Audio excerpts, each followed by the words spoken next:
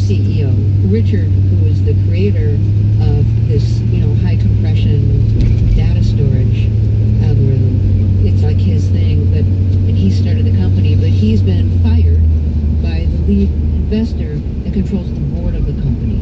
So another CEO has been hired, and at first he seems like, well, maybe he is a good guy. He's done a good thing. He has a great resume.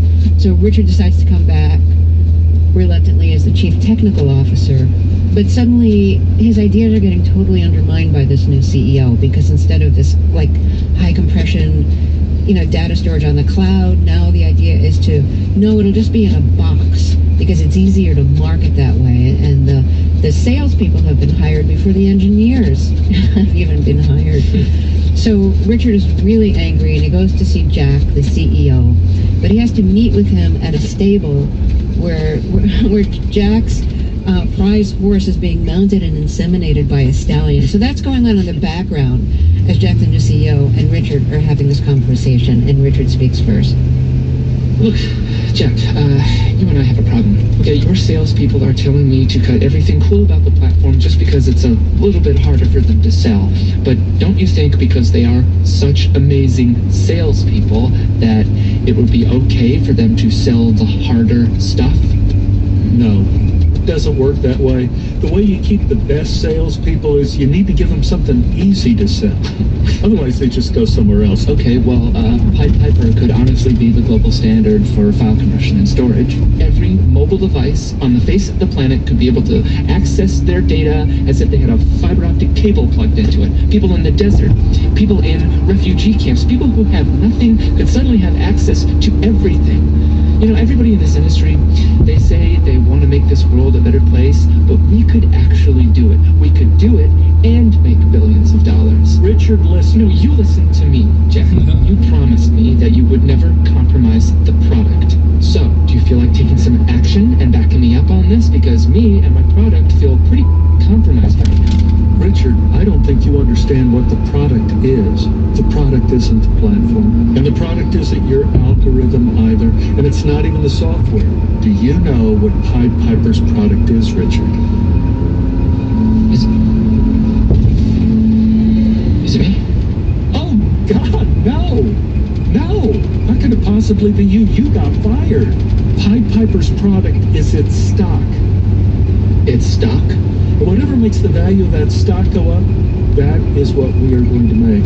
And maybe sometime in the future, we could change the world and perform miracles and all of that stuff. And I hope we do. But, like I told you before, I'm not going to mortgage the present for that. I need to move the needle today. And now, if you will excuse me, I paid $150,000 for the semen that's about to come out of that stallion, and I would very much like to be there to see that it happens. That was Stephen Tobolowsky as Jack, and our guest Thomas Middleditch as Richard. I love the way this scene takes this like inspirational turn with that cheesy inspirational music in the background, and like, no, you listen to me kind of dialogue, and then it just totally hits a wall. Yeah. Can you talk about writing that scene and having that inspirational build-up, and then ending the inspiration in total frustration? I mean, it's interesting. We draw a lot of parallels from show business. And so all of this stuff about like art versus commerce and, are you doing something to make money or are you doing something for the art of it? Like all of that I think we relate to as writers. And so it's easy for us to sort of put ourselves in Richard's position. And so that, this whole arc this season of the box versus this kind of Hail Mary, high and mighty platform that's the dream of Richard and the guys to build, I think is really grounded in this idea of like, anytime you write a screenplay or a TV pilot or something, you set out to make this brilliant, amazing thing. And then along the way, you have to compromise and compromise and compromise, and, you end up making Silicon Valley. Yuck, yes. Yuck. Here we are. This dump of a show. But yeah, we drew from a lot of places. I think one of our tech consultants, Bob Solomon, who was a sales guy for years and years, was talking about this idea of the best salespeople will only work for a company where the product is incredibly easy to sell. And if the product is difficult to sell, they'll leave and go to a company where it's easier to sell it. So This, I hear there's you this like, what weird, makes them good? Like, yeah, there's this very weird kind of catch-22 of like you only get great salespeople by giving them something that a donkey could sell. So that went in there as well. This season, it looks like your character, Thomas, your character, Richard, is going to have a girlfriend, or at least it briefly looks that way. But you have a big fight about whether it's better to use the tab key on the computer or to tap out individual spaces. Would you explain what that fight is about and if people actually have that fight? there's like memes of it's a big ongoing battle. I just got an email from my old roommate from college, who's an engineer up there for a pharmaceutical company, and he's like, I just want you to know, I'm on the spaces side of that. Yeah, it's funny, when we were talking about the idea in the writer's room, one of our writers texted a friend who works for Apple, just saying, hey, is this tabs versus spaces thing real? And his friend who worked at Apple was out at drinks with a bunch of other engineers, and she replied that A, it is real, and B, just talking about it now has sparked a giant violent debate. And they were actually screaming at each other in a bar about whether tabs or spaces were better. So it's very real and apparently extremely contentious. Yeah, well, that speaks to the engineer brain. The how do you structure your math? What do you feel is more efficient? And that is how Richard works, and that's how a lot of these people work in programming and engineering. It's like, I feel like tab spaces can be synonymous with, I'm sure, a multitude of hot button issues, but that's exactly why I think this show, these writers, do so well in it. Is like they bring in the material that's kind of real and relevant, and it's not like the fake Hollywood version of how people code.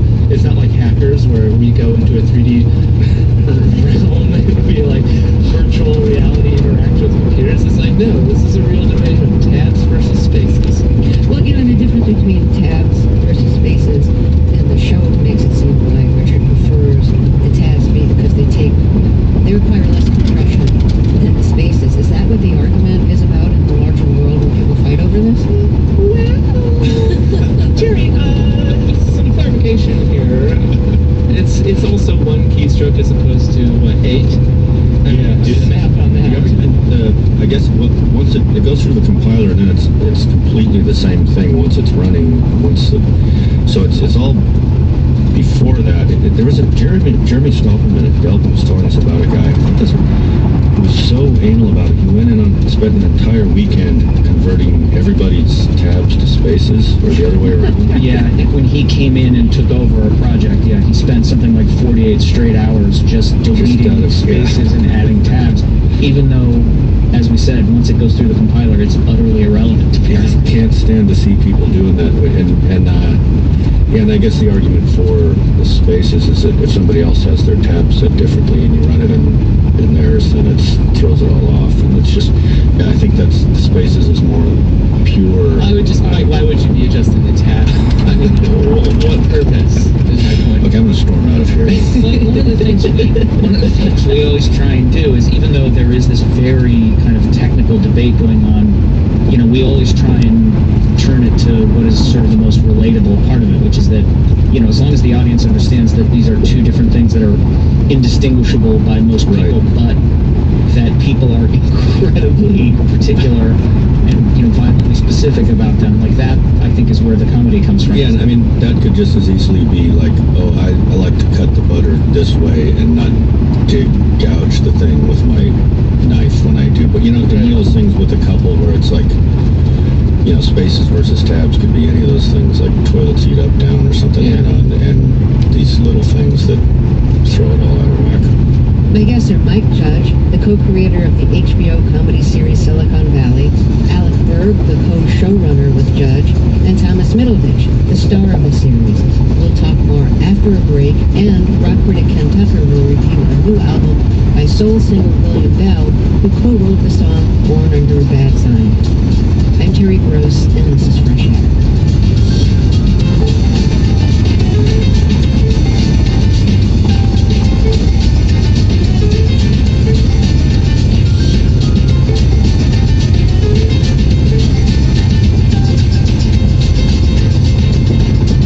The Neubauer Family Foundation supports WA and its commitment to sharing ideas and encouraging meaningful conversation. Support for NPR comes from NPR member stations and from Staples, with packing, shipping, and moving supplies for both business and personal needs 7 days a week. Learn more at staples.com. Staples, make more happen. And from Lumosity, brain training with games to challenge memory, attention, and problem solving. From scientists and game designers exploring new ways to research human cognition. Learn more at lumosity.com. Every day on Morning Edition, it's the news you can't do without. This morning we've been looking at what's happening. There's conservatism, libertarianism, environmentalism, religion. We're not props. We're just everyday people. The talent, the joy, the sense of hope. Start. Listen to the next Morning Edition from NPR News. Like Jack, who for a while is the new CEO at Pied Piper, Richard's company, he talks about the conjoined triangles of success. And we've all seen those kind of business models with interlocking circles. So what are the three conjoined triangles of success? Well, compromise is the shared hypotenuse of the conjoined triangle of success. Yeah. One of our writers, John Levenstein, sort of made up the conjoined triangles of success, but the birth of that was we just were asking a lot of questions about what would a CEO for hire be like, and a lot of people were saying, well, the big disconnect would be, as opposed to engineers who just want to make cool stuff, this guy would have systems, and he would have ways of doing things, and he would consult org charts, and he would be very rigid in the way he organized stuff, and a lot of it came from just asking questions about, we were talking to engineers, like we went to Yelp, and we would ask the engineers about what would drive you insane about somebody coming in and imposing stuff from the outside, and they all said meetings. Engineers hate meetings, systems, ways of doing things, rules. Yeah, they have a thing at Yelp where there's one day of the week where there's just no meetings are allowed. It's a Wednesday. Yeah, but what was hilarious is that was the day that we went up there and met with them. And so they were saying, yeah, Wednesdays meetings are absolutely forbidden. We're like, but isn't this a meeting? And all the engineers look at each other like, yeah. Yeah, it's one of the therapy sessions. Well, why don't we take a short break here, and then we'll talk some more. If you're just joining us, we're talking about the HBO comedy TV series Silicon Valley. My guests are Mike Judge, the creator of the series, Alec Berg, who along with Judge is the showrunner, and Thomas Middleditch, who stars as Richard. We'll be right back. This is Fresh Air.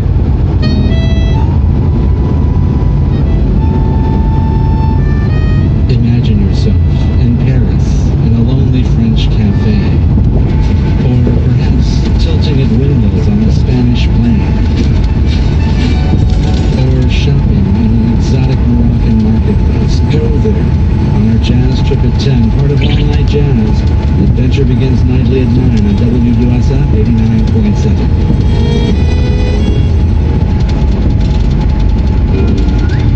Support for NPR comes from NPR member stations and from the financial services firm of Raymond James, offering personalized wealth management advice and banking and capital markets expertise, all with a commitment to putting clients' financial well-being first. Learn more at raymondjames.com. And from Carbonite, providing automatic and secure cloud backup for protecting digital photos, music, documents, and other important files online. Used by more than 1.5 million customers. Learn more at carbonite.com. This is Fresh Air, and if you're just joining us, we're talking about the HBO comedy series Silicon Valley. My guests are Mike Judge, who created the series, Alec Berg, who along with Judge is the showrunner, and Thomas Middleditch, who is the star of the series. I know some shows like to change the writers every season or every other season so that there's always fresh blood and new ideas in the room. Do you do anything like that? I mean, there's always attrition. Certain people leave. We get new people. There's a decent amount of consistency. There's a few new people each year, and a few people move on to other things. But we don't have any kind of system in place that. You don't have any conjoined triangles? No, it's not like Logan's Run where, oh, this is your 20th episode. Your time is up. And like one of the shows you worked on before Silicon Valley was Seinfeld. And I'm thinking like Silicon Valley is about like the high-tech And one of the most famous episodes of Seinfeld is where George leaves a message on a girl's answering machine and realizes he wants to erase the message, and he has to like break into the house and try to steal the cassette from the answering machine so that she never gets the message. And when you think of the difference technology-wise between the answering machine plot and the file compression and storage plot, it's such a huge technological gap. Do you ever find yourself thinking about that? Oh, sure. And a lot of times technology massively gets in the way of funny and interesting storytelling. Like there's somebody put together a really interesting supercut on YouTube of instances in movies where people are just looking at their cell phones saying there's no signal. Because so if you think about it, like every kind of farcical story in the history of storytelling would be over if somebody just had a cell phone, right? It's like, I'll just call them. You know, I don't have to go there. I don't, you know. And cell phones have destroyed so many good stories that people have just come up with this device of, oh, my battery's dead, or there's no signal. I mean, honestly, it's like a 9-minute long thing of, there's no bars. I never thought about that, how cell phones would be damaging to storytelling. Well, look, we deal with that all the time. Like, Monica, who works at Viga, comes over to the house to talk to the guys all the time. The reality is, she probably would never set foot in that house. She just called them. But scenes are much more interesting to shoot and to play between humans who are interacting with each other as opposed to phone calls. She wouldn't even call, she would text, right? I mean, yeah, probably. Right. Well, that's actually, it was funny when we first started doing the show. I remember one of the first kind of reviews of it we read was that some angry tech guy was like, this show's totally unrealistic because in reality they'd be texting way more. We're like, all right, so if that's your knock on the show, is that people should be texting more? That's what he wants to see. It's so fake. These people talking to each other and saying things and looking each other in the eye. And with that, he crawled back under his rock and went to bed. His mom's house. Yeah. That's not my rock. It's actually my mom's rock. what are the TV comedies you each grew up on that seemed very state-of-the-art at the time? For me, like Mary Tyler Moore and Bob Newhart, when I was a kid, where, you know, like she was a TV news person, he was a therapist. I don't know, they seemed kind of fresh and new. And, but, you know, I'm old. Do you feel like you've borrowed from those shows in any way, that they've been inspirations in what you've gone on to do? Oh, yeah. I mean, I watched both of those pilots when I was writing the King of the Hill pilot. Yeah, for sure. What was special about those pilots that inspired you?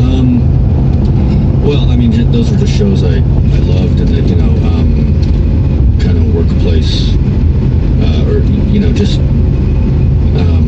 seeing how they established the characters right off the bat. There's actually a moment, Mary Tyler Moore one is good. There's one moment there, though, that's clearly a network executive note, where she says to Rhoda, you seem like the type of girl someone could just really get to love.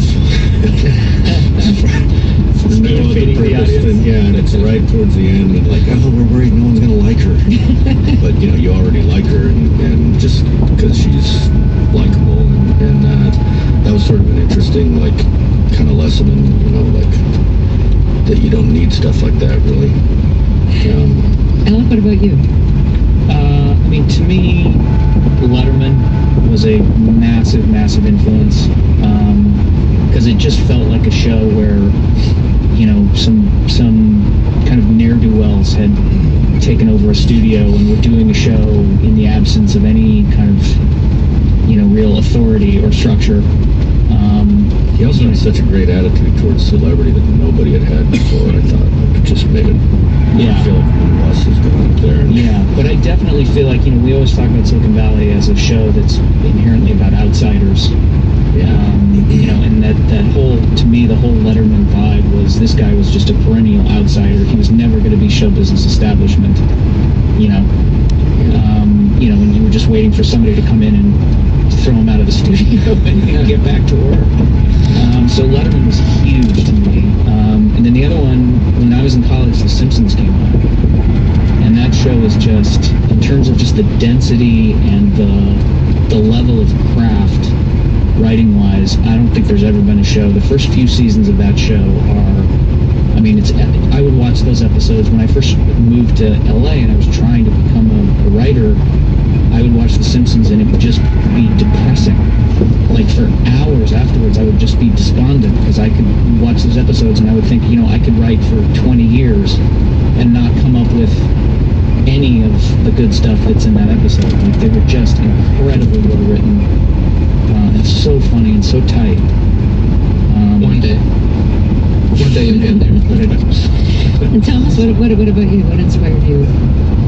Well, I mean, I think it's a total departure, as you know, in terms of like what you see with Silicon Valley. Richard, at least in terms of what I can play, is quite grounded and very much in the real world. But the stuff that inspired me, especially when I was younger, is like really crazy, absurd character stuff. Like the Monty Python movies really spoke to me, spoke to my Anglophilic heritage, and Kids in the Hall. I think anyone sort of growing up in Canada around my age in the 80s, 90s, Kids in the Hall were pretty important. It's one of the few entertainment pieces to go out of Canada that I can feel proud of. And those guys, they just had very absurd, weird sketches. Some of them were like, I don't even think supposed to be all that hilarious. Some of them were just supposed to be weird and styly and genre-y.